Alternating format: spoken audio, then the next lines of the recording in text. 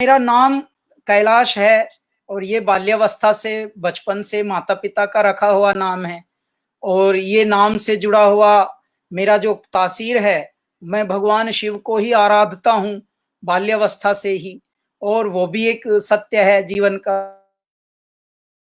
उन्हीं को हम गाते भी थे, उन्हीं के सुमिरन, उन्हीं के वंदन, उन्हीं के मनन ये हम करते थे। तो इस वजह से धीरे-धीरे जब हम सच में गाने लगे पूरी दुनिया के लिए, तो सब समझ आने लगा कि अरे वाह! ये तो इनको गाते हैं, इनको ध्याते हैं। तो पहले तो मैं भगवान शिव को ही ध्याता था, बाल्यावस्था में तो, और किसी को गाता ही नहीं था।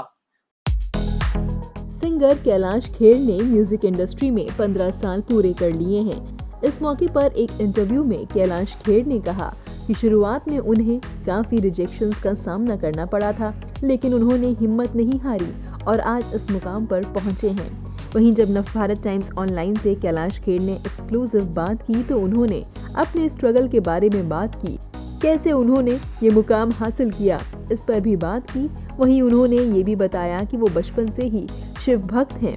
आइए देखते हैं पूरी बातचीत। मैं कह रहा था कि आपका नाम कैलाश खेर है और जी। आपके साथ शिव के गानों का बड़ा एक अच्छा लंबा वो है। जो भी गाना आपने भगवान बम भोले को लेकर गाया है वो सब हिट हुए हैं।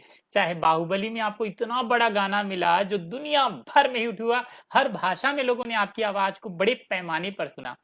और फिर पुराने जो आपने शुरू से ही शिव के गाने गाए थे, बम बम सारे गाने, तो ये रिश्ता अपने आप बना है, इत्तेफाक बना है। आपका नाम इत्तेफाकन उनके धाम से जुड़ा है। इस रिश्ते को देखते कैसे हैं, इस पर आपकी बात। हाँ। जी देखिए क्या होता है, फल लगा बीज जैसा बोया, ईश्वर जैसा रचना रचते हैं वो तो प्रारंभ से ही तय हो जाता है।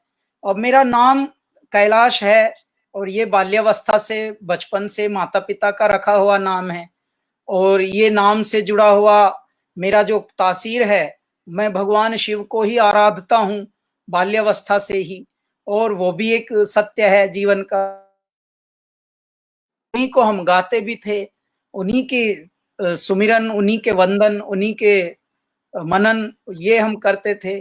तो इस वजह से धीरे-धीरे जब हम सच में गाने लगे पूरी दुनिया के लिए, तो सब समझ आने लगा कि अरे वाह! ये तो इनको गाते हैं, इनको ध्याते हैं। तो पहले तो मैं भगवान शिव को ही ध्याता था, बाल्यावस्था में तो, और किसी को गाता ही नहीं था।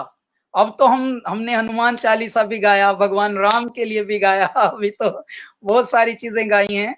लेकिन स्पेशलाइज़ेशन अगर आप कहेंगे, जैसे डॉक्टर जो हैं हम, वो भगवान शिव वाली बूटी के ही हैं, मान लीजिए। लेकिन बाकी भी इलाज कुछ और भी चीज़ें होती हैं तो करते हैं, वैसा वाला है अब। मतलब क्या बात है। भावनाओं का उद्गार जो है वो एक स्रोत सबसे बड़ा जो है वो भगवान शिव का ही है। लेकिन धीरे-धीरे बाकी भी देवता तो हैं ही पृथ्वी पर, तो उनका भी स्मरण किया जाता है फिर।